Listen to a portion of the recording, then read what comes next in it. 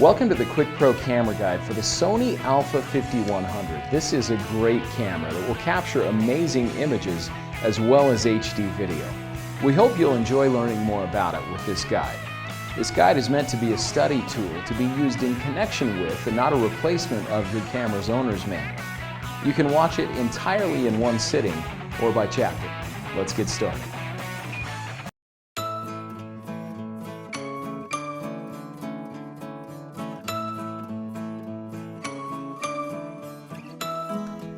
Your a5100 has many sophisticated buttons and dials, and to take the best pictures with your camera, you want to be familiar with the functions of each of them.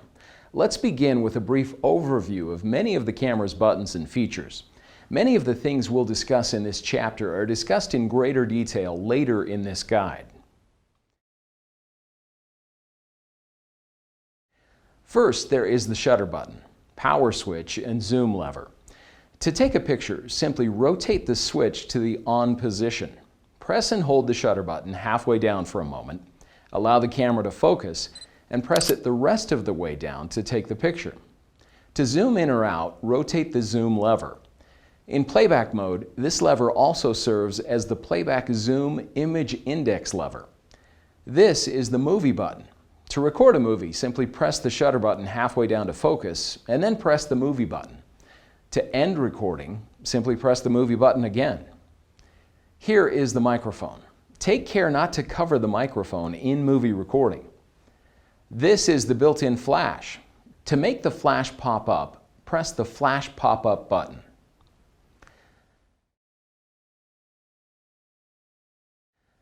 Now let's take a look at this side of the camera. This is the memory card slot and terminal cover, where you'll find the memory card slot as well as the USB and HDMI terminals. The HDMI terminal will allow you to connect the camera to an HD TV, and the USB terminal will allow you to connect the camera to a variety of devices, as well as charge the camera's battery. To charge the battery, simply connect the supplied AC adapter to the camera using the USB cable. Your Sony a5100 can use SD memory cards as well as Memory Stick Pro Duo memory cards. The type of card you're using will determine the directions the contacts should face. Be careful not to force the card. If it doesn't click into place easily, check to see if you've positioned it correctly. Note that forcing the card can cause damage to the camera and the card. Before you start taking pictures with a new memory card, it's a good idea to format it. Also keep in mind that your camera will operate faster if you periodically format your memory card rather than simply deleting images from it to free up space for more picture taking. Make sure that you don't format your card unless you have already copied the images that you want to save to your computer. Formatting your card will erase all the images. To format the memory card, press the menu button. Use the control wheel and center button to select the setup menu. Here, scroll to the fourth setup menu and select Format. The camera will ask you to confirm that you'd like to format the memory card. Select Enter and press the center button to confirm. Also on this side of the camera, there is the zooming lever on the lens. This feature will vary depending on the lens that is attached to the camera. Shift the lever up or down to zoom in or out. On this side of the camera, you'll find the lens release button. When you want to remove a lens, press the lens release button while holding the camera with the same hand, and then with the other hand, rotate the lens until it uncouples. To attach a lens, make sure that the camera is switched to off. Hold the camera with one hand and the lens with the other like this. Align the lens's index with the camera's index. Then gently rotate the lens until it clicks into place. Take great care not to scratch the lens by allowing it to make contact with anything. When you need to clean your lens, it's a good idea to use a lens cloth. Other fabrics can dull or scratch your lens. Avoid changing lenses in windy or dusty conditions. This will help your image sensor stay clean and free of dust. Also on this side of the camera, there is the NFC mark, which indicates the touch point for connecting the camera to an NFC-enabled smartphone. Now let's take a look at the back of the camera. The most prominent feature is the tiltable touchscreen LCD monitor. When tilting the LCD monitor, note that it will tilt in a specific direction, and forcing the monitor in a direction other than intended may cause damage. Note that this monitor can be rotated upward 180 degrees to activate the self-portrait mode. In the self-portrait mode, the camera will take the picture 3 seconds after the shutter button is pressed completely. This sophisticated monitor can be controlled using the camera's buttons and dials, and some of the functions can also be controlled using the touch screen. In this guide, we'll discuss using the controls primarily with the buttons and dials. This monitor serves several purposes. First, when the playback button is pressed, it displays images that have been taken. Using the camera's control wheel, you can scroll through the images on the memory card. Second, the LCD monitor provides fast and easy access to several of the camera's settings when the top, bottom, and sides of the control wheel are pressed. Third, when the menu button is pressed, the LCD monitor displays the camera's menu system, where you can change and access many of the important settings in the camera. This is the menu button, which provides access to the camera's sophisticated menu system. This is the playback button, which allows you to view the images and movies that have been recorded on the camera's memory card. This button has two functions. First, it is the in-camera guide button. In the shooting modes, pressing this button will provide shooting tips for various scenarios. In the menu system, pressing this button provides a brief description of the currently selected menu item. In the playback mode, this button serves as the delete button. This is the control wheel, which is used for a variety of functions ranging from navigating the menu system to scrolling through images in playback. The top, bottom, and sides of the control wheel also have dedicated functions. The top of the control wheel serves as the display contents button. Each time this button is pressed, a different set of shooting information will be displayed on the LCD monitor. The bottom of the control wheel has two functions.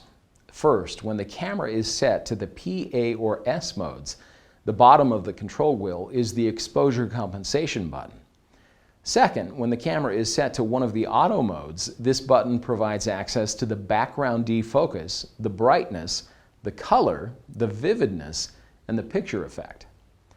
The left side of the control wheel allows fast and easy access to the camera's drive mode settings, where you can choose from settings like single shooting, continuous, self-timer, or bracketing.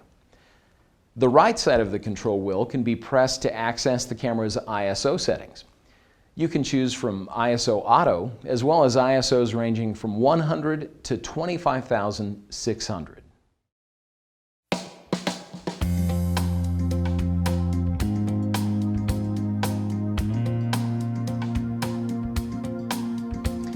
Your Sony a5100 can record image files in two different file types, RAW and JPEG. Both file types have benefits and drawbacks to consider. Let's talk a little about these two image file types. There are several important things to know about RAW files. First, they are not actually image files. They're actually the raw data saved to the memory card directly from the image sensor. Next, RAW files are uncompressed, meaning that the file sizes are considerably larger than those of compressed files. RAW files have a much broader range of tones. Shadow and highlight areas have more detail than JPEG files. Also, you can make extensive edits to a RAW file without losing data or image quality. And finally, RAW files appear flatter with less color and contrast and must be processed on the computer before they're printed. JPEG files, however, are very different from RAW files. JPEG files are a standard image file format that can be read by any image software. They are compressed, which means that not all of the image data is actually saved. Because they're compressed, JPEGs are much smaller in file size. JPEGs have a more narrow range of shadows and highlights and will lose some image data each time they are edited. Finally, JPEG files are processed on your camera and are able to be printed directly from the memory card. Because JPEG images require less time when editing on the computer, I use a high-quality JPEG setting for everyday picture taking and snapshots. If I know ahead of time that I'm going to be extensively editing my images, I'll choose the RAW plus JPEG format. Let's take a look now at how to choose the image size and quality settings on the a5100. Press the menu button and navigate to the first camera settings menu. Here, scroll to Image Size, where you can choose how many megapixels you'd like the camera to use when recording still images. The first option, Large, will use all 24 megapixels. The second option, Medium, will use 12 megapixels. And the last option, Small, will record the images using 6 megapixels. Unless I know that I will only be using the images for email or posting online, I like to keep the camera set to the large 24 megapixel setting. Below the image size option, there is the aspect ratio with two options. First, there is the 3:2 option. This is the size that you would use if you want to make 4:6 prints of your photos. The other option, 16:9, is the same aspect ratio as a widescreen movie. Use this size if you want your images to match the aspect ratio of widescreen movies. The next menu item is Quality, where you can choose from 4 different options. First, there is RAW. With this setting, the camera will record one RAW file. The next option, RAW and JPEG, will record a RAW image file in addition to a JPEG file. There are also 2 JPEG options, Fine and Standard.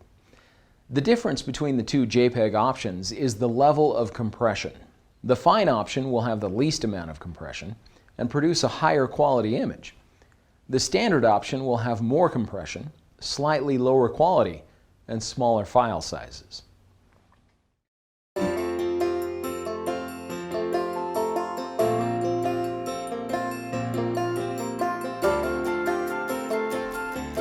Your camera features a variety of shooting modes ranging from fully automatic to completely manual. This gives you a lot of flexibility and creative control over your photos. To access the camera's shooting modes, simply press the center button, then rotate the control wheel to make your selection. Let's discuss the camera's automatic and scene modes now. With each of these modes, the camera will adjust all of the settings for you, and all you have to do is point and shoot. There are 2 automatic modes on the a5100, Superior Auto and Intelligent Auto. With both of these modes, the camera will make adjustments for the brightness and color of the photo automatically.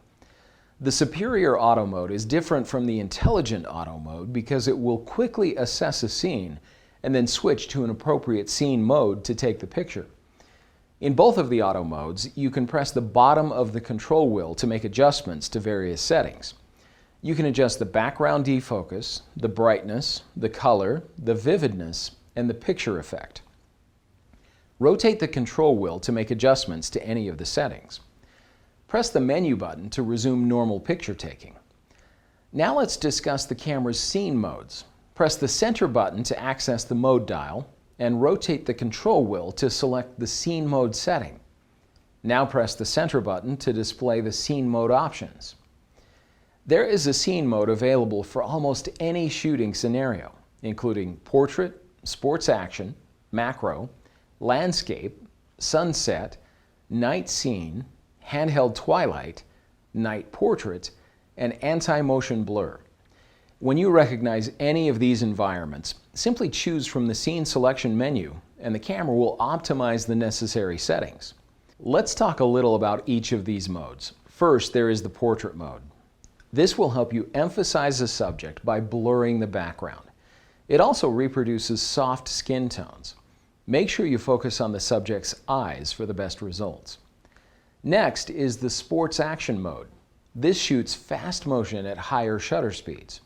If you hold down the shutter button, the camera will continue taking pictures one after another until you release the button. This mode works best with well-lit scenes, as insufficient light will not allow for higher shutter speeds. The next mode is the Macro mode. This is great for close-ups of small subjects that are physically close to the lens. Use this to capture subjects such as flowers and food in clear, sharp focus. When shooting at distances of less than 9 inches, using a macro lens may be necessary. The landscape mode captures the entire range of scenery in sharp focus with vivid color. Shooting with your lens set to wide angle will increase the sense of vastness of the scenery. You'll also want to make sure that you keep the camera level when you're shooting landscape images. The sunset mode allows you to vividly and dramatically capture the warm colors of dusk and dawn. This mode is also great for capturing silhouettes. Shutter speeds may be slow in this mode, so you might consider using a tripod. The night scene mode is great for capturing nighttime scenes without losing the dark atmosphere. In this mode, the shutter speed may be slow, and the use of a tripod will help avoid blur due to camera shake. You'll also want to make sure that the camera is level when you're photographing landscapes or similar scenes. The next mode is the handheld twilight mode. With this mode, you can take pictures at night without using a tripod and still get impressive results. Use this mode for stationary subjects or scenes. The handheld twilight mode takes a burst of shots and then combines the shots to create one image with reduced blur, camera shake, and noise. Keep the camera as still as possible during continuous shooting. Please note that after the shots are taken, there will be a delay while the camera processes then combines the images. The next scene mode is night portrait, which is great for capturing images of people in nighttime scenes. In this mode, you'll want to pop the flash up to properly expose the subject, and the shutter will remain open for a longer period of time to properly expose the background. The anti-motion blur mode will allow you to capture amazingly crisp images in low-light situations. This mode can be used for moving subjects. Like the handheld twilight scene mode, the camera will take a series of images at very high speed and combine them to create one image with crisp, clear details and low noise. When you use this mode, try to keep the camera steady during continuous shooting. The next shooting mode is the sweep panorama mode. To use this mode, simply press the center button to access the mode dial, and then rotate the control wheel to select Sweep Panorama. Press the center button to confirm that you'd like to use the Sweep Panorama mode. Now the camera will prompt you to take the shot. Hold the camera steady, press the shutter button halfway down to set the focus and exposure, and then press the shutter button the rest of the way down as you slowly move the camera in the direction of the arrow. As you're moving the camera, you will hear it take multiple shots at very high speed. In this mode, it's important to make sure to follow the direction of the arrow and move the camera at a smooth, consistent speed. Otherwise, the camera will be unable to shoot the panorama and will prompt you with an error message. The camera will seamlessly stitch all of the images together to create a single panoramic image. Note that it will take the camera a few moments to process the image. There are a few more things we should discuss about the Sweep Panorama mode: the panorama image size and the panorama direction. To make adjustments to these settings, make sure that the Sweep Panorama mode is selected, and then press the menu button and select the first camera settings menu. Here, select Panorama Size. You can select Standard or Wide. The next menu item is the Panorama Direction. This is the setting that controls the direction of the arrow when shooting a panorama.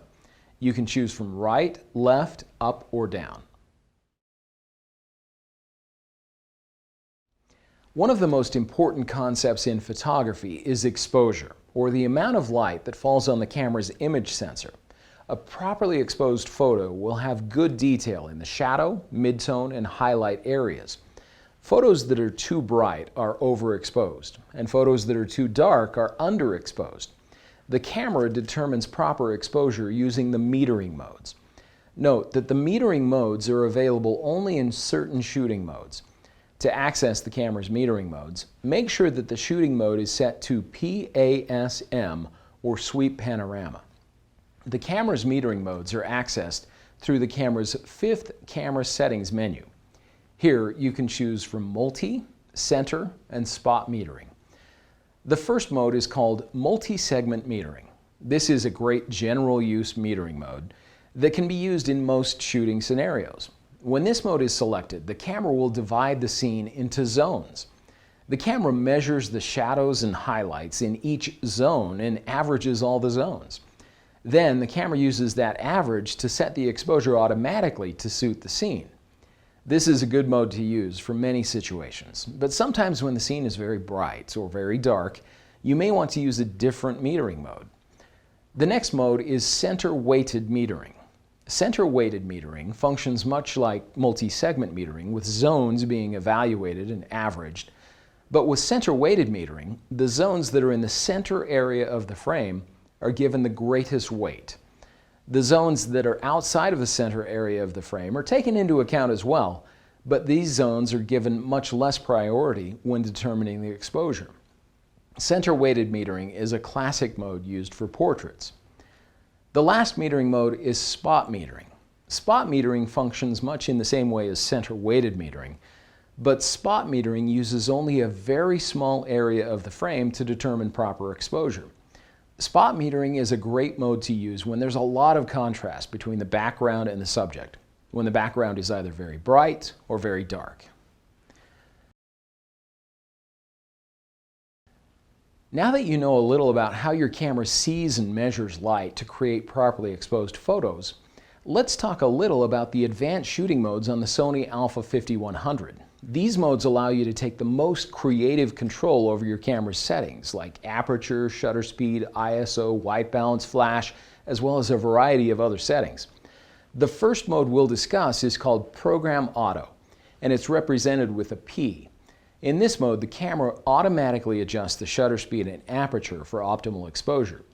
This may seem similar to the auto modes, but with the Program Auto mode, you have control over the camera's aperture, shutter speed, focus mode, drive mode, and built-in flash settings. To operate in this mode, press the center button and rotate the control wheel to select P. You can monitor exposure settings like the aperture and shutter speed at the bottom of the LCD. Taking a picture in this mode is easy. Simply hold the shutter button halfway down to focus, then press the shutter button all the way to take the picture.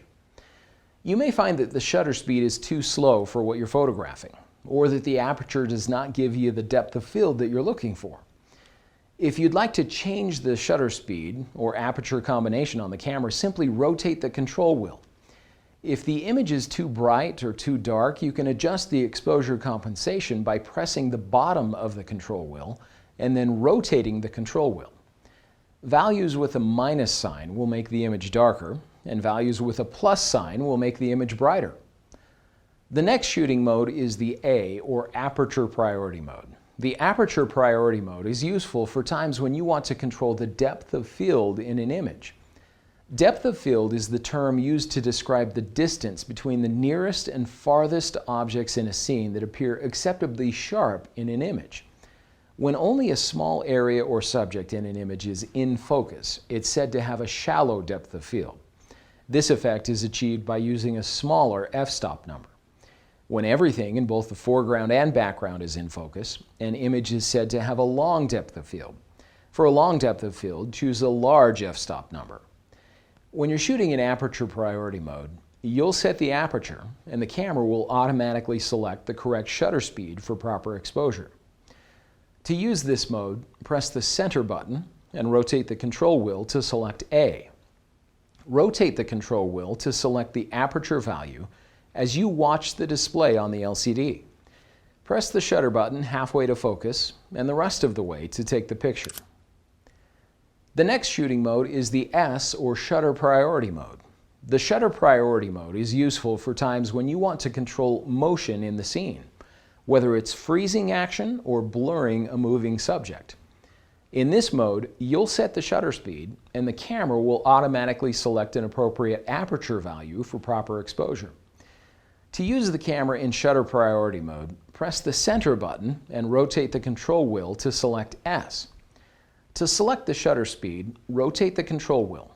The Sony a5100 has shutter speeds that range from very slow, 30 full seconds, to very fast, 1/4000th of a second. You can view the shutter speed and aperture values on the LCD or in the electronic viewfinder.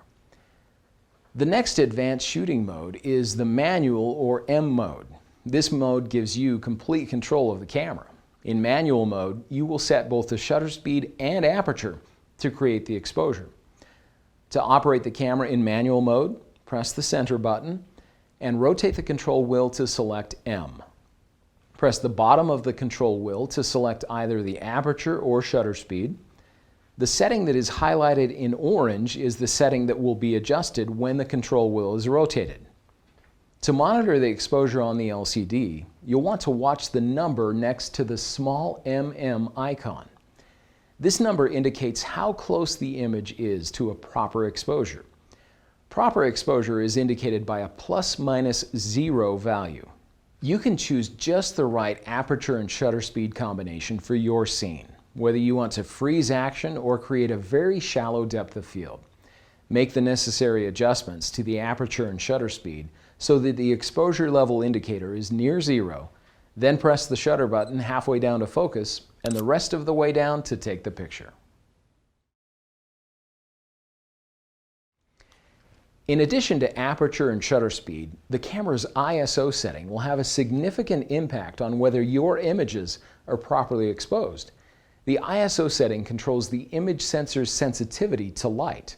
The higher the number, the less light that is required to properly expose the image sensor. You can either have the camera automatically choose the sensitivity, or you can set it manually.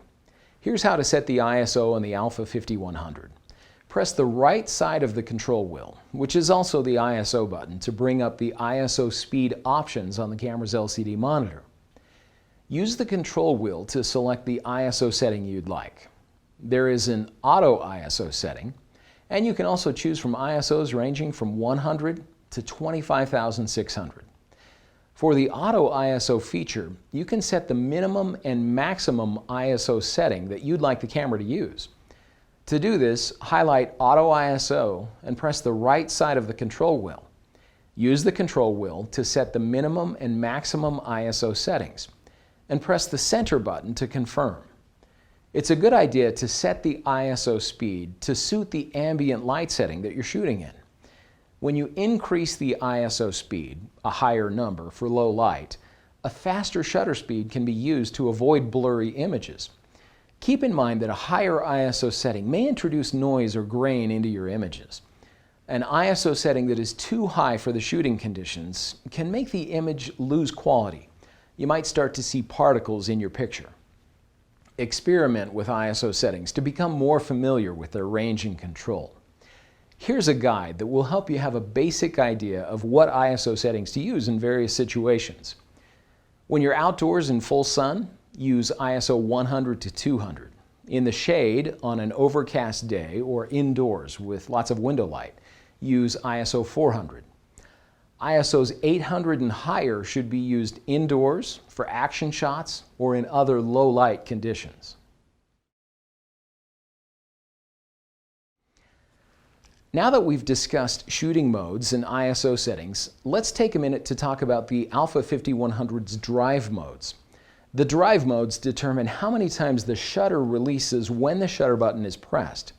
To access the drive modes, press the left side of the control wheel, which is also the drive mode button.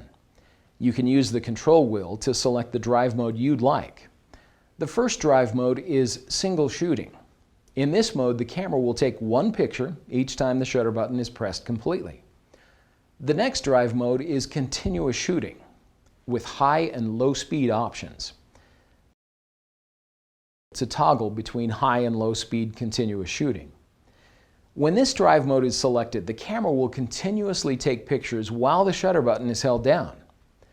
The next drive mode is the self-timer drive mode.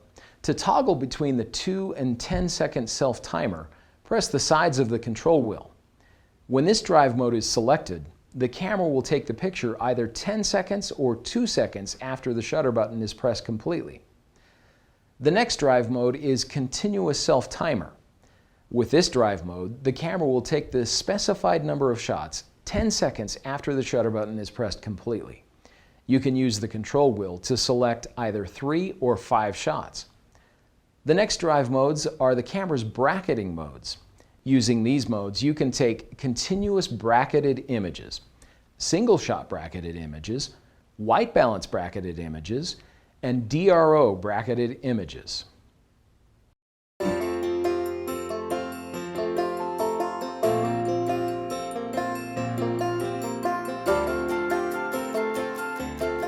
Let's take a few moments to learn more about the options that are displayed on the camera's LCD monitor. Note that these settings may vary depending on the shooting mode that you have selected. In the graphic display, which is also the default screen, several important shooting settings are displayed on the bottom of the screen. First, the shutter speed and aperture are displayed, as well as the shutter speed and aperture indicators. The shutter speed and aperture indicators provide a visual guide to help you remember which aperture values and shutter speeds will provide specific results. Next, there is the exposure compensation indicator and the ISO setting. At the top of the screen, there is the shooting mode, the memory card indicator, the number of still images that can be recorded on the memory card, the aspect ratio, the image size, the image quality, the movie recording mode, the NFC indicator, the battery indicator, the steady shot indicator, and the touch shutter on-off switch. Pressing the top of the control wheel, also the display button, will allow you to view the shooting standby display.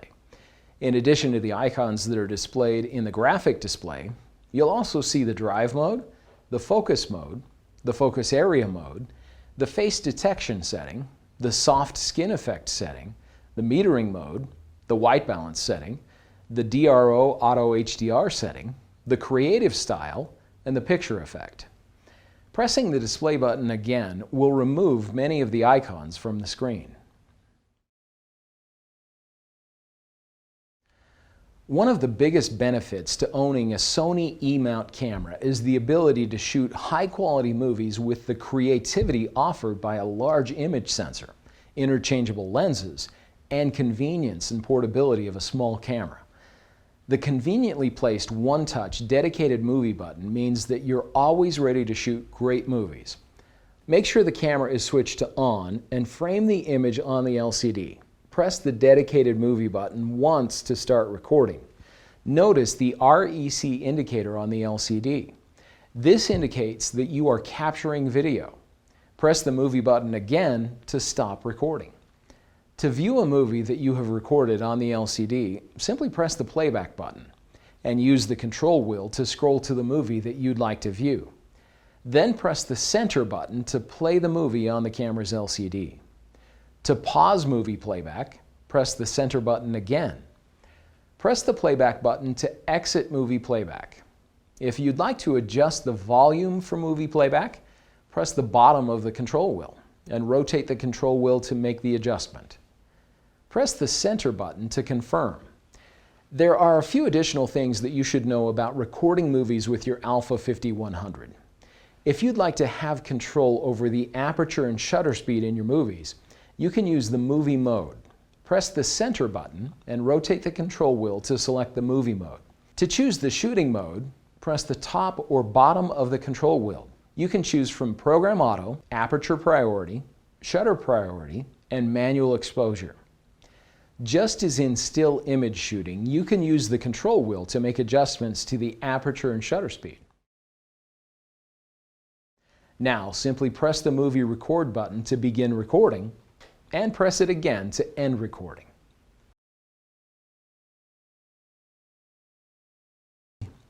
It's helpful to understand a little about movie resolution and movie file formats before you start shooting movies.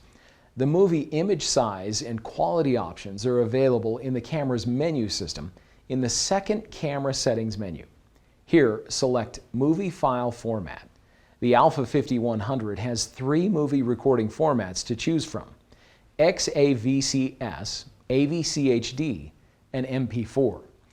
The XAVCS format records movies in full HD resolution, 1920 by 1080, with options for very high bit rates. Higher bit rates will allow for more flexibility when extensively editing video files on the computer. Note that an SDXC Speed Class 10 or faster memory card is required for shooting in XAVCS. The next movie file format is AVCHD. AVCHD will also record high-resolution 1920 by 1080 movies, but AVCHD has lower bit rates. AVCHD is an advanced video format ideal for archiving your video and burning to optical discs. You can burn AVCHD to a DVD in the AVCHD format or to a Blu-ray disc, both playable in full HD or on a Blu-ray player. The other file format, MP4, is a good format to choose if you're going to be using the movie files for posting online or viewing on your computer. The a5100 has two different record settings for MP4, 1440 by 1080 and VGA. Choose the 1440 by 1080 option if movie quality is a priority, and choose the VGA option if keeping the file size small is a priority. To record sound during movie recording, the a5100 has a built-in microphone, which will record sound automatically by default. Take care not to cover the microphone during movie recording. If you'd like to turn off sound recording, you can do this through the camera's menu system. In the 8th camera settings menu, navigate to Audio Recording. Here you can select either on or off.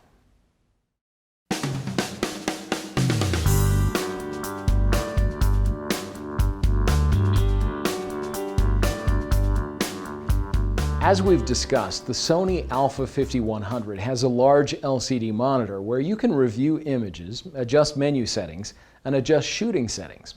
Let's discuss the camera's playback options and displays now. To enter playback, simply press the playback button. The images will be displayed on the LCD.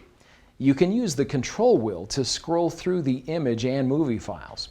You can also magnify images on the LCD monitor. This is especially useful when you want to check for good focus in detail areas of the photo. Simply rotate the zoom lever once or multiple times to adjust the level of zoom.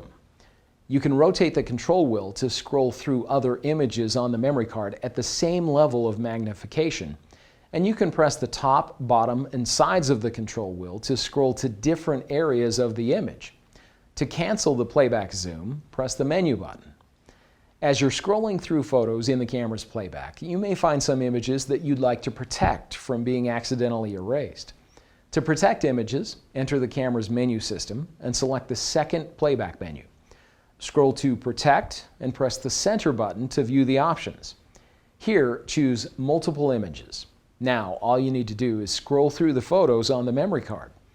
When you see an image that you'd like to protect, press the center button to select the image. You can then continue scrolling through the images and use the center button to select any others that you'd like to protect. Then press the menu button. When the camera prompts you, select OK and press the center button to confirm image protection. Now, images that have been protected will have a small key icon displayed at the top of the screen. If you find a photo that didn't turn out, you can delete it from your memory card by pressing the Delete button. When the Delete dialog appears, select Delete and press the center button to confirm. The image will be removed from the memory card. Note that once an image is erased, it cannot be recovered. The a5100 has different playback displays that will each show different information about the image. Pressing the playback button will take you to the default playback, where many important settings are displayed. At the top left corner, you'll see the memory card and folder icon. Next, there is the date the image was taken, the aspect ratio, image size, and quality. This is the NFC indicator. On the top right corner, you'll see the battery indicator. At the bottom of the screen, there is the date that the image was recorded, the time the image was recorded, and the file number out of the total number of images. Also at the bottom of the screen are shooting settings that were used to record the image, including the shutter speed, aperture, and ISO setting. Pressing the display button will bring up the histogram display. Here, you'll see the same information at the top and bottom of the screen that was in the previous display. In addition to that information, you can see the shooting mode, shutter speed, aperture, ISO, exposure compensation, metering mode, focal length, creative style, white balance, and dynamic range optimizer setting. If there are areas of the image that are too bright and lost detail, those areas of the image will blink in black. If there are areas that are too dark and have lost detail, those areas will blink in white. On the right side of the screen, you'll see the histograms for the whole image, the top histogram, as well as histograms for each color channel. The histogram gives a basic idea of the tone distribution of an image. In most cases, a properly exposed photo will have data distributed in the center of the graph or over the whole graph. The final playback screen can be shown by pressing the display button again. This view is simply a full screen image.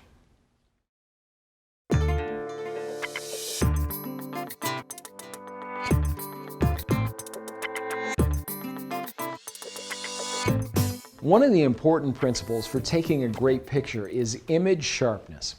Image sharpness is affected by several things, including lens focus, camera shake, depth of field, and digital noise. The Sony a5100 has a sophisticated autofocus system with a variety of autofocus modes and areas that, when used well together, will help you get great focus regardless of the type of subject you're photographing. Let's discuss the autofocus modes that are available on the Sony a5100. Note that autofocus modes are available only when the camera is set to the PAS or M shooting modes. To access the camera's focus modes, make sure the shooting mode is set to PAS-M or sweep panorama. Then press the menu button, scroll to the third camera settings menu, and select focus mode. You can use the control wheel to choose from AFS or single shot AF, AFA or automatic AF, AFC or continuous AF, DMF or direct manual focus, and MF or manual focus. When you're choosing the focus mode, the main thing that you'll want to think about is whether or not the subject is in motion. With each of the autofocus modes, you can focus by pressing the shutter button halfway down. When focus is achieved, the AF point that achieved focus will flash in green, and the focus indicator will appear at the bottom left corner of the LCD. The first focus mode is AFS, or single shot AF, and is best suited for stationary subjects. Choose this mode when you're photographing objects or when you're doing portrait work with an older child or adult. The next autofocus mode is automatic AF. In this mode, the focus mode will automatically switch from single shot AF to continuous AF if the still subject starts moving. The AFC or continuous AF mode is best for photographing moving subjects and is for use when the focusing distance keeps changing. Use this mode when you're photographing sporting events, small children, or animals. While you hold down the shutter button halfway, the subject will be focused continuously. The next option is DMF, or direct manual focus. When DMF is selected, focus will be achieved using autofocus first, then you have the option to fine-tune using manual focus. In order to use this mode, press the shutter button halfway down to achieve autofocus. Then, while continuing to hold the shutter button halfway, adjust the manual focus ring on the lens with your free hand to make manual focus adjustments. When the image is focused, simply press the shutter button the rest of the way down to take the picture. Your camera also has a manual focus option that can be used at times when it's difficult to get proper focus using autofocus methods. In addition to the camera's autofocus modes, you'll also want to be familiar with the autofocus areas. The focus areas can be changed when the camera is set to the PAS-M or sweep panorama modes. To select an autofocus area, enter the third camera settings menu and select the focus area setting. Rotate the control wheel to make your selection. First, there is wide. This setting will automatically focus on a wider range of the screen. This is great for general use picture taking. Next, there is zone. With this option, you will simply select one of the zones of focus areas, and the camera will automatically select the focus area from that zone. Simply press the top, bottom, and sides of the control wheel, or use the touch screen to choose the zone. Then press the center button to confirm. The next focus area option is center. When this option is selected, the camera will exclusively use the center AF point for focus. The last autofocus area is flexible spot. With flexible spot, you can choose exactly which part of the image you'd like the camera to focus on. This is useful when you want to direct the camera to focus on a specific area of the frame. You can also choose the size of the focus area in this mode. Using the sides of the control wheel, you can choose from large, medium, or small. After you've chosen flexible spot, press the top, bottom, and sides of the control wheel or use the touchscreen to move the focus area to the desired area of the frame.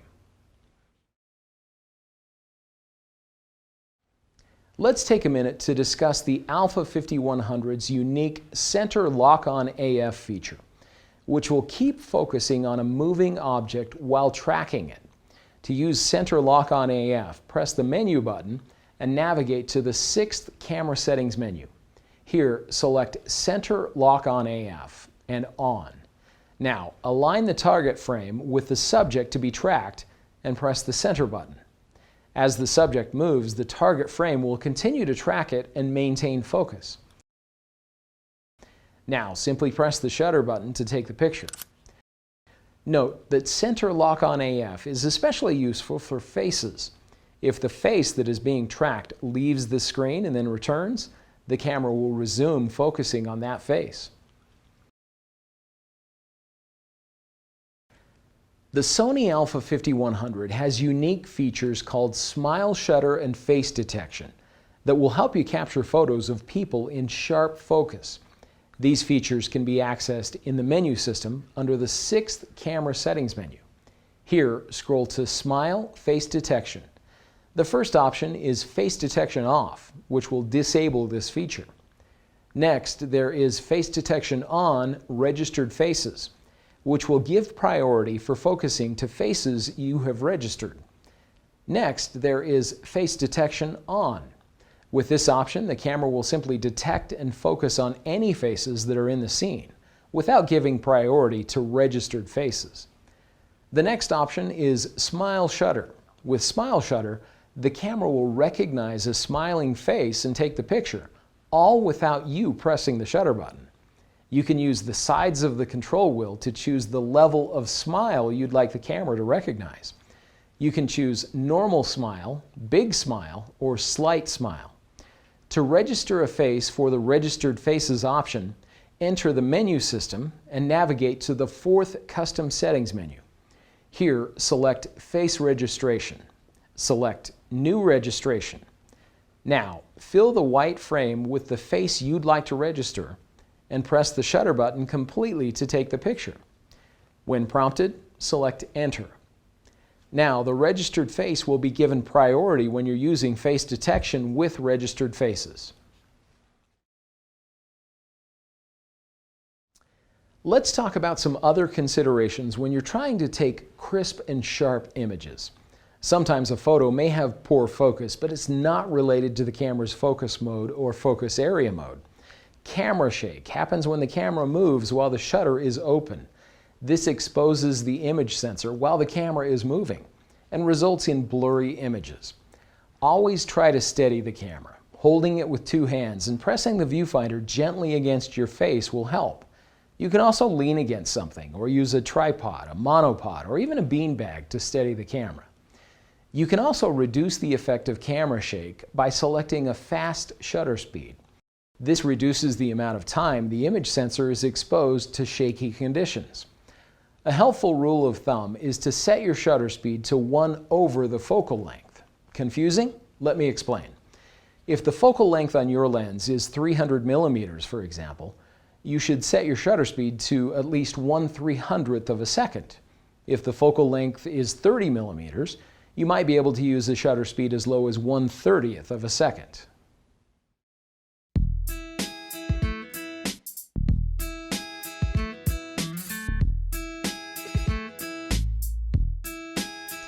Let's take a look at the a5100's sophisticated menu system. Note that depending on the shooting settings that are selected, different menu items may appear grayed out or unavailable. Many of these settings are discussed in greater detail in other chapters of this guide. We'll just look at an overview of the menu items in this chapter. The first menus are the camera settings menus, indicated by the camera icon. In the first camera settings menu, the first item is shoot mode, which will simply allow you to choose the shooting mode. Next, there is image size, followed by aspect ratio.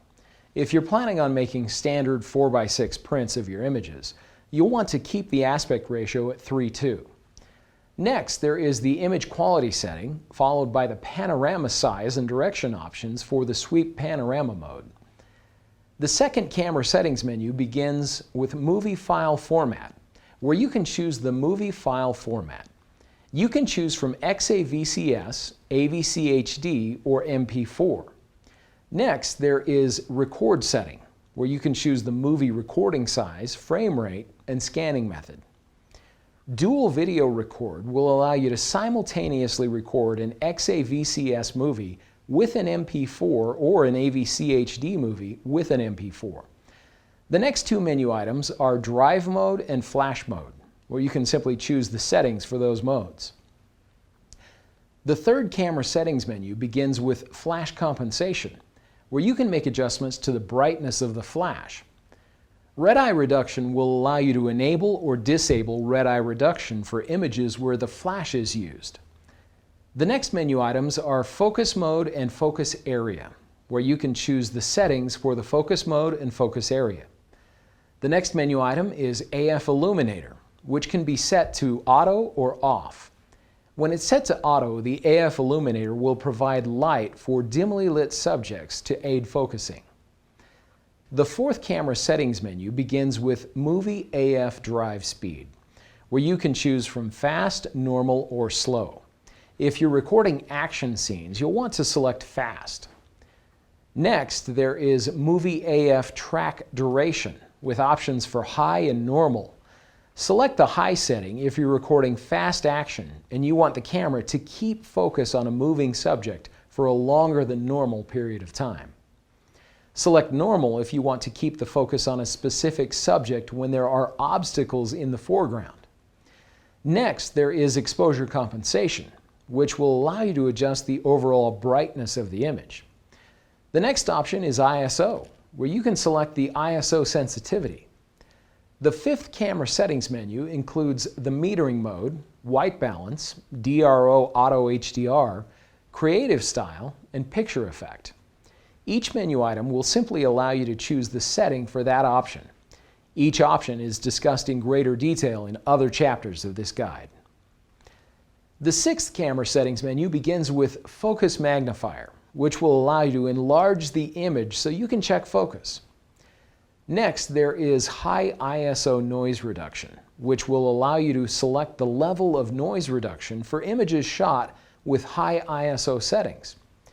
Next, there is Center Lock On AF, which allows you to enable or disable the Center Lock On AF feature. Next, there is Smile Shutter and Face Detection, where you can enable or disable these camera features, as well as select the mode that you'd like to use for Smile Shutter and Face Detection. The seventh camera settings menu begins with Soft Skin Effect, which will smooth the skin in photos of people. You can choose from low, mid, or high, or you can choose to leave it off. Next, there is Auto Object Framing, which will analyze the scene and record a second image that has been cropped for a more impressive composition. Next, there is Scene Selection, where you can choose the scene mode when the shooting mode is set to scene. Next, there is Movie, where you can choose the exposure mode when the shooting mode is set to movie. The next option is Steady Shot.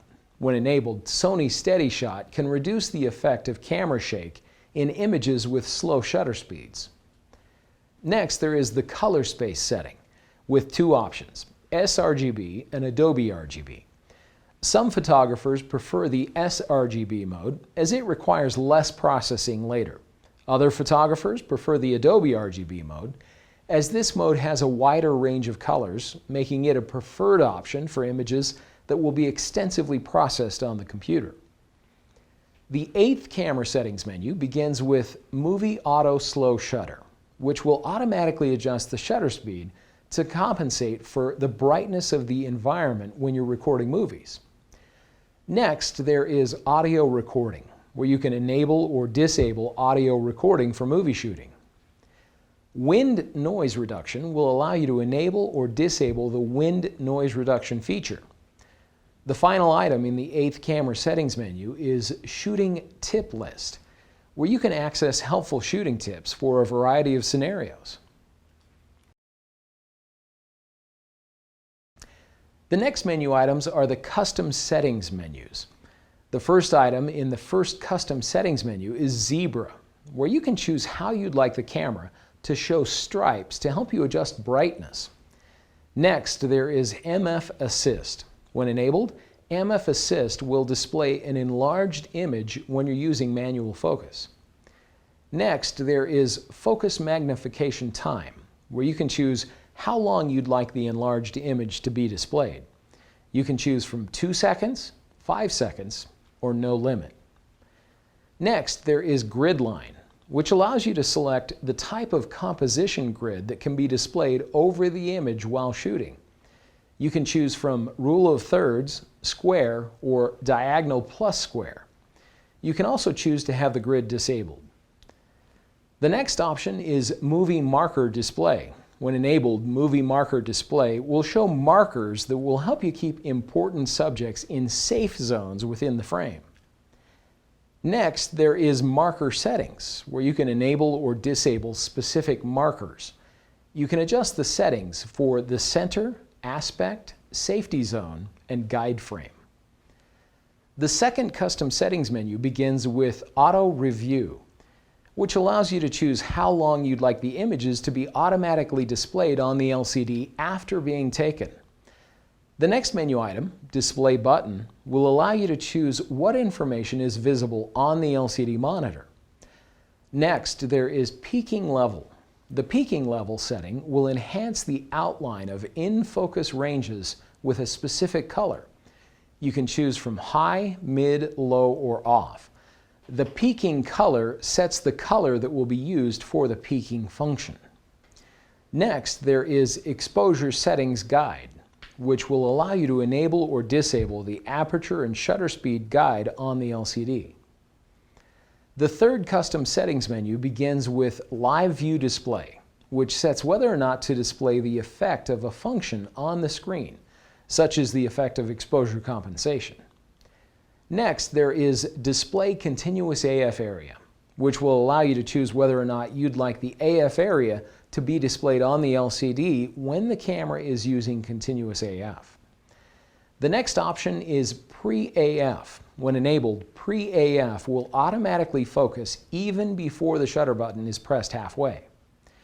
Next, there is Zoom Setting, where you can choose whether or not you'd like the camera to use optical zoom only, clear image zoom, or digital zoom. Next, there is Release Without Lens, where you can choose whether or not you'd like to allow the shutter to be released if there is not a lens attached. The next option is AEL with shutter. When enabled, AEL with shutter will activate the auto exposure lock when the shutter button is pressed halfway. The fourth custom settings menu begins with Touch Shooting Settings, which will allow you to choose whether you'd like to use the touch shutter or touch focus. Next, there is Self-Portrait Timer. When enabled, the Self-Portrait Timer setting will automatically enable a 3-second self-timer when the LCD monitor is tilted upward 180 degrees to enable the self-portrait mode. Next, there is Superior Auto Image Extract, which will automatically extract single images from multi-shot modes when the Superior Auto mode is used. Next, there is Exposure Compensation Set, which allows you to choose whether the exposure compensation controls the ambient light exposure plus flash or the ambient light exposure only. Next, there is Face Registration, which allows you to register faces for the camera's face detection feature. Next, there is AF Micro Adjust, which will allow you to fine-tune the autofocus for lenses when you're using an optional lens mount adapter. The fifth custom settings menu begins with Lens Compensation, where you can apply shading compensation, chromatic aberration compensation, and distortion compensation, depending on the lens that is attached to the camera. Next, there is custom key settings, where you can customize the role of many of the buttons on the camera's body. Movie button is next. If always is selected, the movie button will always begin movie recording, regardless of the shooting mode that is selected. If movie mode only is selected, the movie button will only begin movie recording when the shooting mode is set to movie.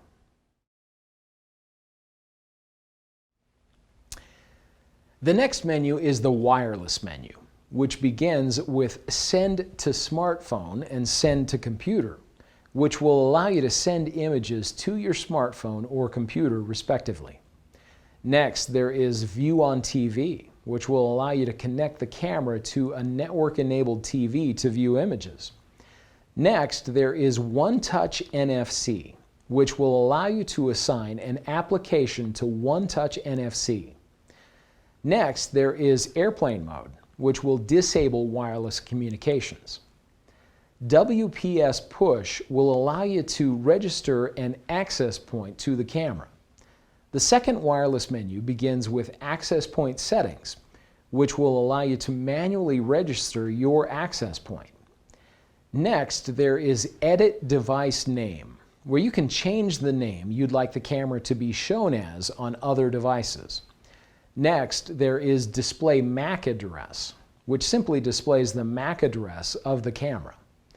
Next, there is SSID Password Reset, which will allow you to reset the SSID and password for the smartphone connection. The final item in the wireless menu is Reset Network Settings, which will allow you to reset all of the network settings for the camera. The next menu is the Application menu with two menu items. First, there is Application List, which will simply display the list of applications that are installed on the camera. Next, there is Introduction, where you can view instructions for using applications on the camera. The next menu is the Playback menu, which begins with Delete. With this option, you can delete multiple images, or you can delete all of the images taken on a specific date. Next, there is View Mode, which will allow you to choose the default view mode for image playback. Next, there is Image Index, which will allow you to choose whether you'd like 12 images or 30 images displayed in the image index. With Display Rotation, you can choose whether vertical images will be rotated on the LCD during playback. Slideshow will allow you to set up the camera to play a slideshow of images. This is especially useful when the camera is connected to a TV. Next, there is Rotate, which will allow you to rotate images in playback. The second playback menu begins with Enlarge Image, which will simply allow you to zoom in on an image in playback. Next, there is 4K Still Image Playback, which will allow you to output 4K still images to a compatible TV when the camera is connected via an HDMI cable. Protect will allow you to protect images from accidental deletion.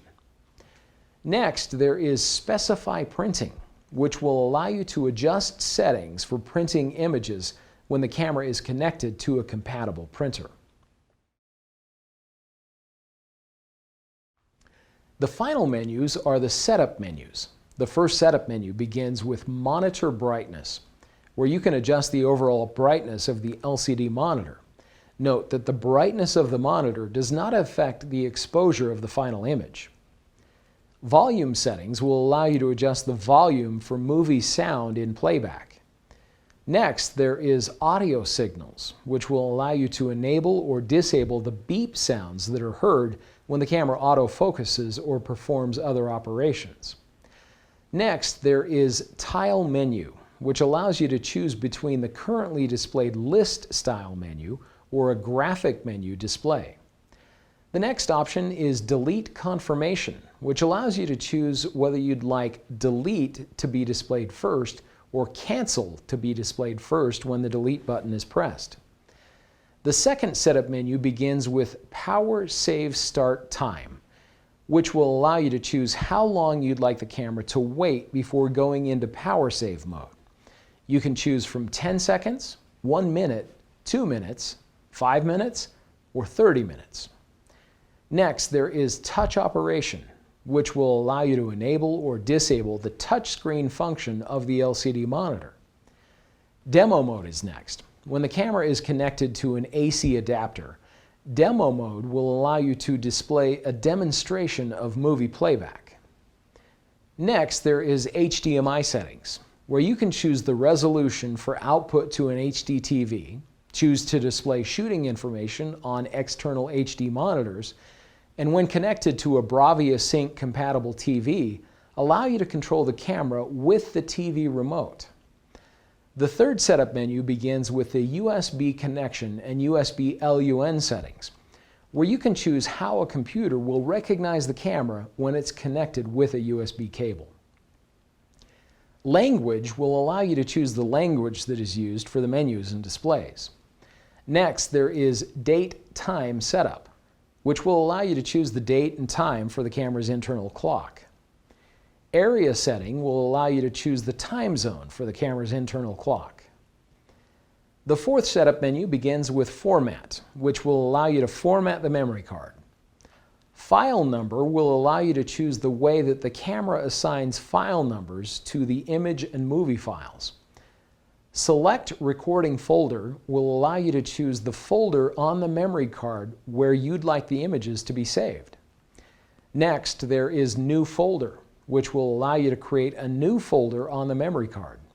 The folder name will allow you to choose either the standard form or date form for the folder format. Recover Image DB will recover the image database file for movies and still images to enable recording and playback. The fifth setup menu begins with Display Media Information, which will allow you to see the number of still images that are recorded on the memory card, as well as the number of minutes of recorded video.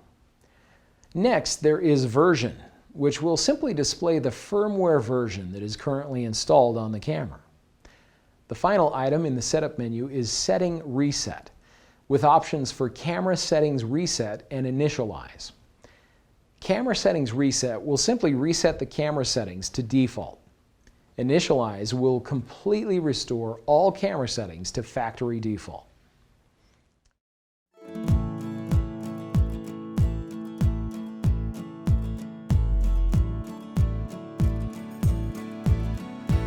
The Sony a5100 includes many features that will allow you to fine-tune and enhance the color and tone of your images, as well as apply creative effects. In this chapter, we'll discuss white balance, picture effects, dynamic range optimization, and creative styles. Let's discuss white balance. It's important to understand that the quality of your pictures is affected by the color of the surrounding light and how the camera's electronics process that light.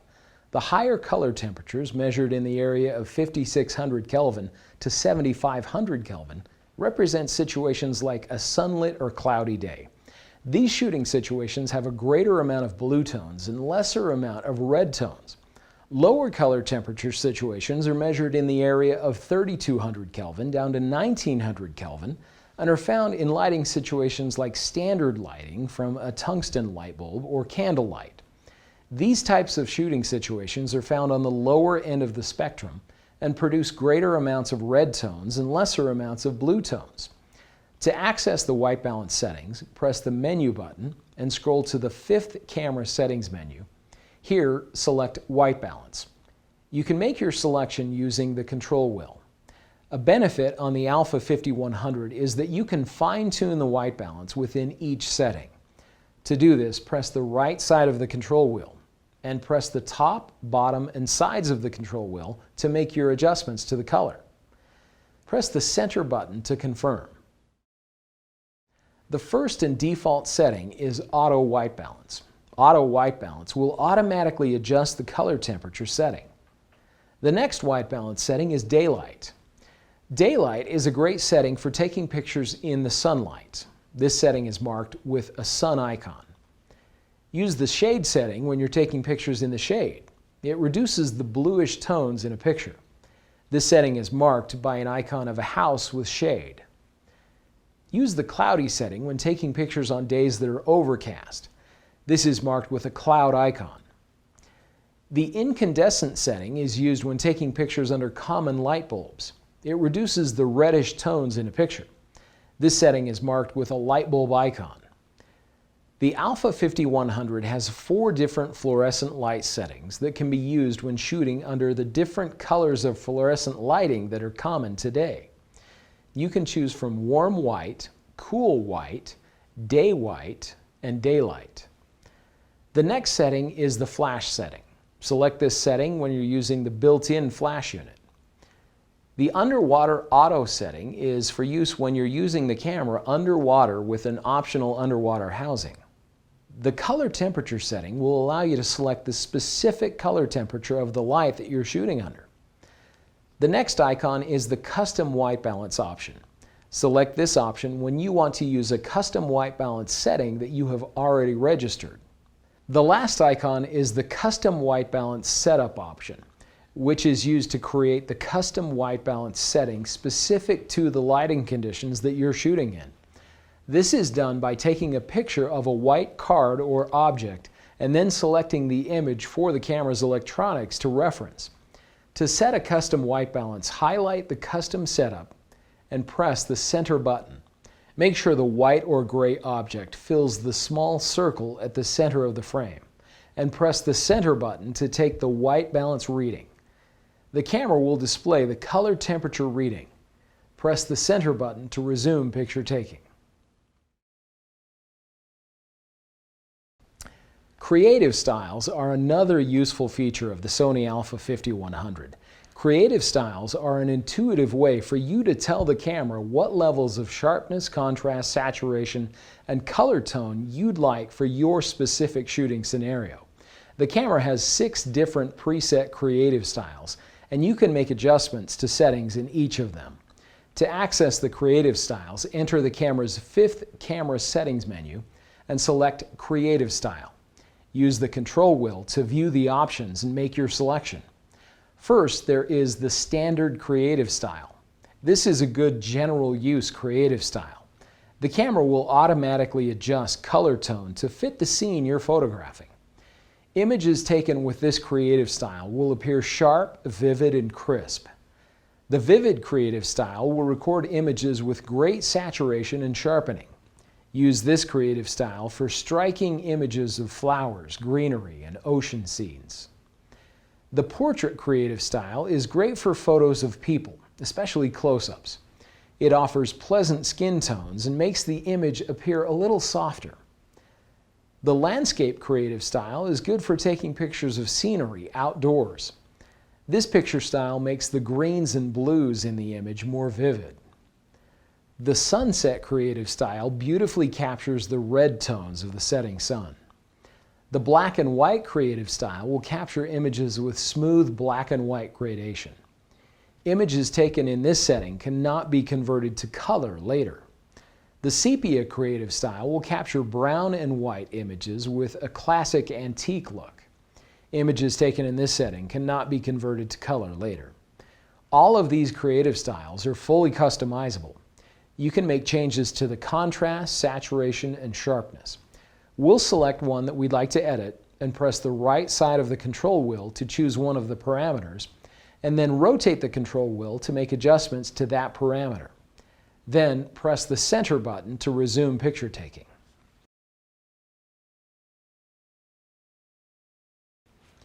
Your Sony a5100 also has picture effects, which are a great way to add creativity to your images. To access the picture effects, enter the camera's 5th camera settings menu and select Picture Effect. Here you can use the control wheel to choose a picture effect. The toy camera picture effect will mimic the look of a toy camera photo with shaded corners and pronounced colors. Within the toy camera effect, you can use the sides of the control wheel to choose from normal, cool, warm, green, and magenta effects. The pop color picture effect will create a vivid look that emphasizes the colors in the image. The posterization effects will give your images a high contrast, abstract look by emphasizing either the primary colors or black and white tones, depending on the setting that you select when you press the side of the control wheel. Retro photo will make your image look aged with sepia color tones and faded contrast. The soft high key picture effect will create the look of an old photo with soft colors and reduced contrast. There are also partial color picture effects for red, green, blue, and yellow. To choose which color you'd like, press the sides of the control wheel. These picture effects create images that retain the respective color of the effect, but the other colors in the image are converted to black and white. High contrast monochrome will create high contrast black and white images. The soft focus picture effect will create images with a soft lighting effect. When you press the sides of the control wheel, you can set the intensity of the effect to mid, high, or low. The HDR painting effect will take 3 high-speed shots and combine them to create the look of a painting with enhanced colors and details. Again, you can choose from 3 levels of intensity using the sides of the control wheel. The rich tone monochrome effect will take 3 high-speed shots and combine them to create black and white images with rich gradation and details. The miniature effect will enhance the subject and considerably blur the background. You can press the sides of the control wheel to choose the area of the frame that will be in focus. You can choose from auto, top, middle horizontal, bottom, right, middle vertical, or left. This effect is best used from above. The watercolor picture effect will capture images that appear to have been painted with watercolors. The illustration picture effect will create images that look like illustrations with pronounced outlines. You can choose the intensity of the effect by pressing the sides of the control wheel. Keep in mind that many of the picture effects will work for both still image capture and movie recording. Your a5100 has 2 great features that will help you retain amazing shadow and highlight details, even in backlight or high contrast lighting: Auto HDR and DRO, or Dynamic Range Optimizer. Let's take a minute to discuss both of these camera features, starting with HDR. HDR stands for High Dynamic Range. It's a technique that's used in photography to create captivating photos of dramatically lit subjects. The HDR effect is created when 3 differently exposed images are combined to create a single photo that shows a super realistic range of shadows and highlights. Here's how to configure the camera to use the Auto HDR setting. First, make sure that the shooting mode is set to PAS or M. Now, enter the 5th camera settings menu and select the DRO Auto HDR setting. Use the control wheel to highlight Auto HDR. Press the sides of the control wheel to adjust the level of variation you'd like in the exposure between the shots that will be used to create the HDR image. You can choose to have the level of variation be between 1 EV and 6 EV, or you can choose auto. If you choose auto, the camera will automatically determine the level of variation between the shots.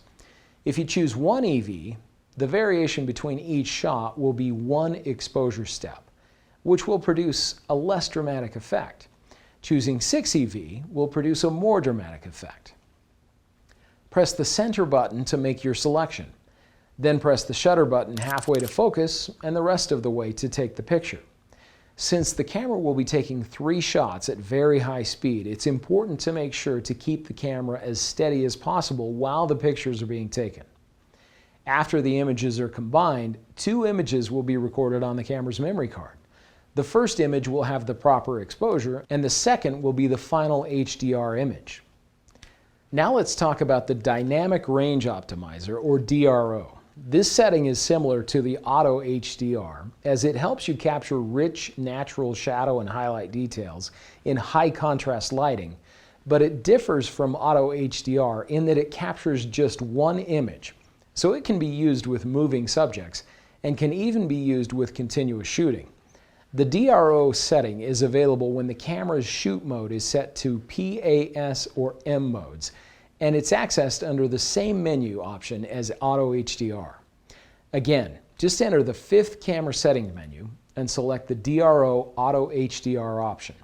Here, select the DRO Auto option. You can press the sides of the control wheel to adjust the level of optimization you'd like.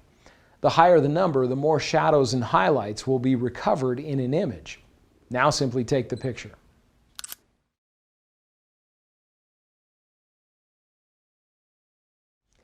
The Sony a5100 has a unique feature that will automatically crop an image after it's been taken.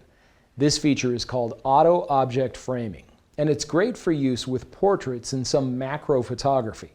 With auto object framing, the camera will record the original image as well as a version that has been cropped to bring the emphasis to the primary subject in the frame. To use auto object framing, press the menu button and navigate to the 7th camera settings menu. Here, select Auto Object Framing and Auto. Now, frame the image as you normally would and take the picture. If the camera applies an auto framing crop to the image, you will see a brief crop overlay shown on the LCD during image review. To view the cropped and original versions of the image, press the Playback button.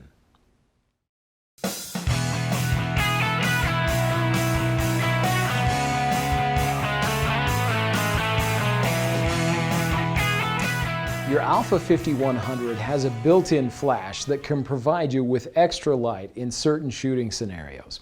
The effective range of the flash is between 3 and 15 feet, depending on the aperture, shutter speed, and ISO.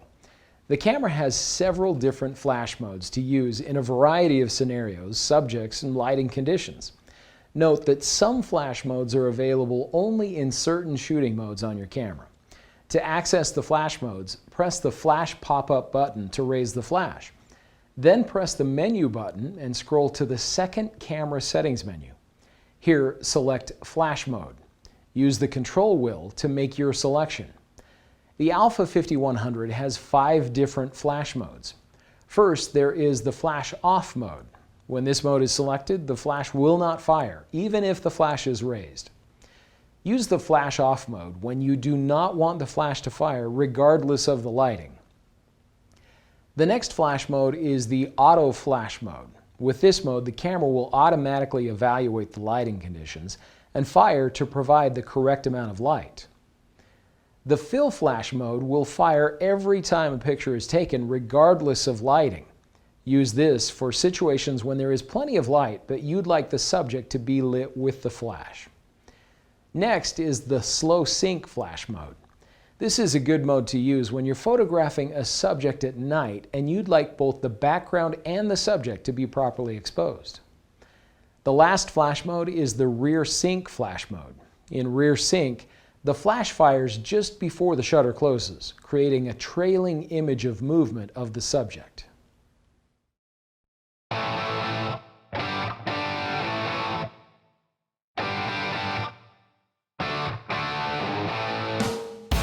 The Sony a5100 has a built-in Wi-Fi feature that makes it even more versatile in the way that it can capture and share images. The built-in Wi-Fi will allow you to connect the camera to a computer, smartphone, or tablet and use the Sony Play Memories app to share images or operate the camera remotely. Let's discuss how to configure the camera for wireless operation with a smartphone. You'll first need to make sure that the Sony Play Memories app has been installed on your smartphone.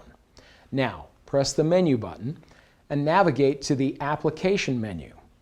Here, select Application List and Smart Remote Embedded.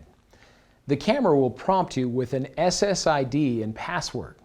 For iPhones, go to Settings, Wi-Fi, and select the network for the a5100. When prompted, use the password displayed on the LCD monitor as the password to connect. Launch the Play Memories app on the smartphone.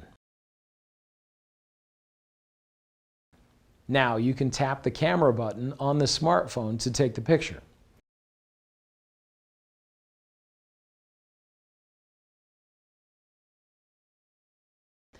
The telephoto and wide icons will allow you to control the zoom. And you can tap this icon to control the exposure compensation. Tapping the settings icon will allow you to make adjustments to the self-timer, image review, and save settings. Tapping the mode icon will allow you to switch between still image shooting and movie shooting. For Android devices, tap Settings and Wi-Fi. Here, select the network for the a5100. Enter the password shown on the camera's LCD monitor, and tap Connect. Now, launch the Play Memories app on the smartphone. Again, you can tap the camera icon to take the picture. Use the wide and telephoto icons to adjust the level of zoom. Tap the Settings icon to adjust the settings for the app, and tap the mode icon to switch between still shooting and movie shooting. An additional feature that is available for NFC-enabled Android devices is One Touch NFC. With this feature, you can bring up an app on the camera by simply tapping the device to the NFC mark on the side of the camera. To do this, first make sure that the Play Memories app has been installed on your smartphone or tablet. Then enter the first wireless menu and select One Touch NFC. Select the application you'd like the camera to launch when the smartphone or tablet is connected via the NFC. We'll select Smart Remote Embedded, so we can use the Play Memories app to control the a5100. After you've made your selection, press the center button. Now, touch the smartphone or tablet to the NFC mark for about 2 seconds. The camera will connect to the smartphone and automatically launch the Play Memories app, and the application you selected in the One Touch NFC menu will launch on the a5100.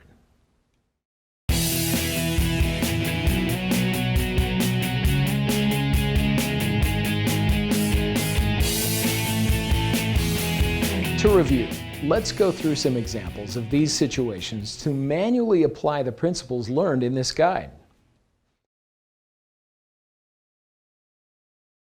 First, let's approach a landscape scenario. Remember, for landscape photos, we usually want everything to be in sharp focus. A quick way to do this is by using the landscape mode. If you want more creative control, you can select manual mode or aperture priority. We'll want to create a long depth of field, which can be achieved by using a higher aperture value like f/22. For a higher aperture value, while in aperture priority mode, rotate the control wheel to the right. This will help keep the foreground and background in focus. If you're in manual mode, be sure to adjust the shutter speed for proper exposure. It's also a good idea to set the white balance. Daylight or cloudy would be good options for landscape, or you could set your own custom white balance setting.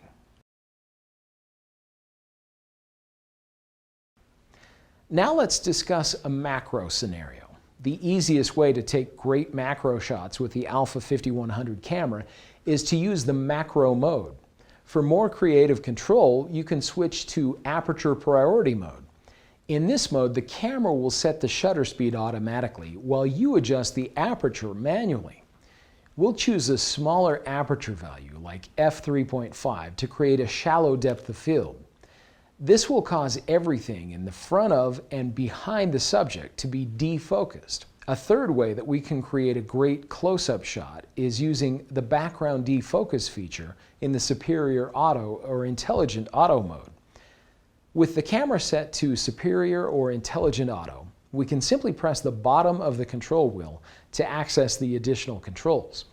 Here, we'll select the background defocus setting and rotate the control wheel so the indicator is toward the bottom of the scale to create a shallow depth of field. Another common shooting scenario is action. For some action shots, you'll want to freeze the motion of the subject, and for others, you may want to intentionally create blur for aesthetic effect. A great way to freeze action is with the sports action mode. Another option for freezing motion is shutter priority mode. A faster shutter speed like 1/500th of a second or faster will give the best results. With the camera set to shutter priority mode, we can rotate the control wheel to the right for faster shutter speeds. We can also use the shutter priority mode for times when we want to blur the motion of a moving subject. But instead of using shutter speeds of 1/500th of a second, we'll choose something much slower. Rotate the control wheel to the left for slower shutter speeds.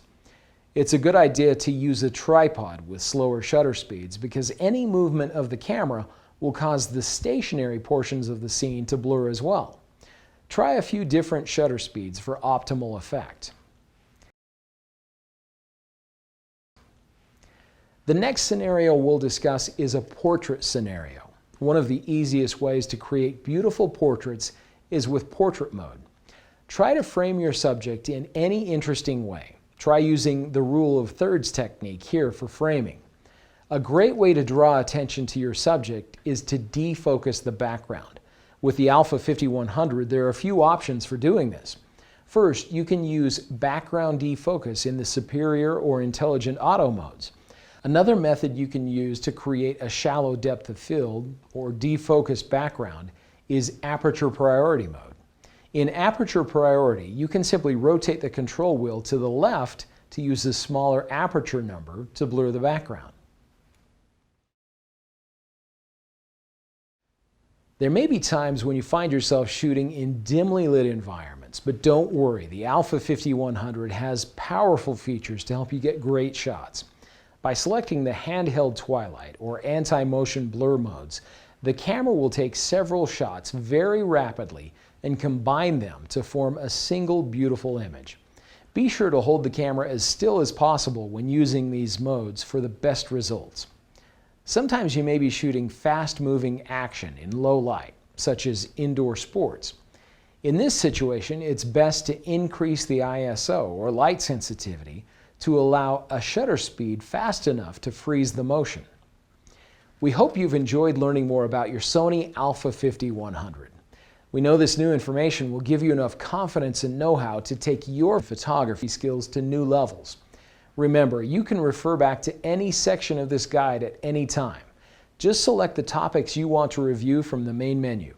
Watch for more QuickPro guides on using newly released cameras. Thanks for watching.